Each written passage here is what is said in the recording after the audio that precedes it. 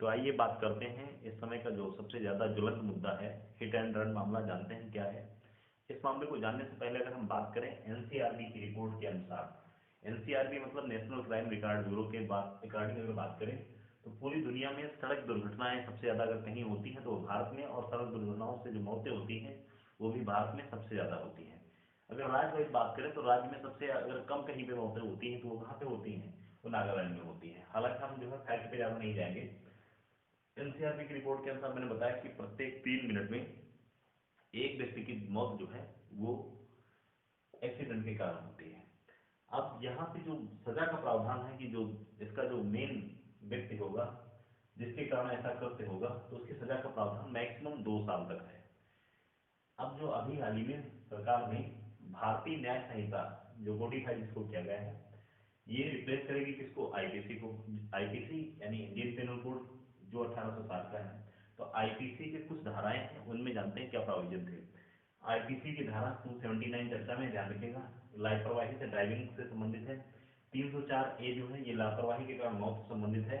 और 338 जो है ये जान जोखिम में डालने से संबंधित बातें करती है।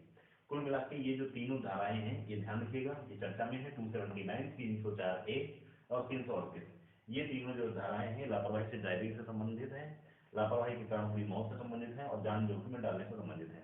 यहाँ पे जो मैक्सिमम सजा का प्रावधान है वो 2 साल है। अब जो भारतीय न्याय संहिता जो अभी हाल ही में लागू नहीं की गई, ध्यान रखिएगा ये लागू नहीं है, अभी भी आईपीसी लागू है।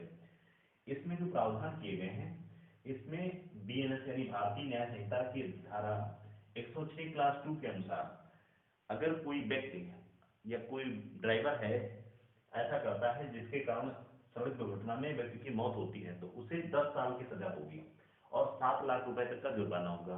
और ये अपराध कॉग्निजेबल नॉन बेलेबल होगा, ध्यान रखिएगा। यहाँ पर पुलिस उस व्यक्ति को सीधे जेल में डाल सकती है।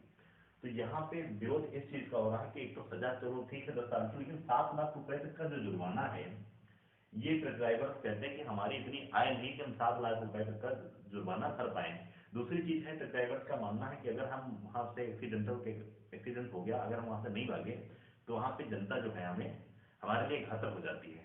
तो ये ट्रक ड्राइवर्स के कुछ इशू, ट्रक ड्राइवर्स के और भी इशू हैं कि अगर हम घटनाओं के कारण जो है सिर्फ हम ही इसके लिए रिस्पॉन्सिबल नहीं है, यहाँ पे जो इंफ्रास्ट्रक्चर है, सड़कें इतनी अच्छी नहीं है, और भी उनके सारे इशू हैं।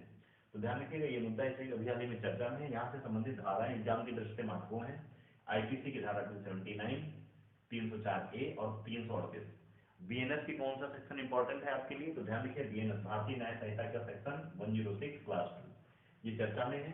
ध्यान रखिएगा यहाँ से एग्जाम में क्वेश्चन बनने की संभावना रहेगी।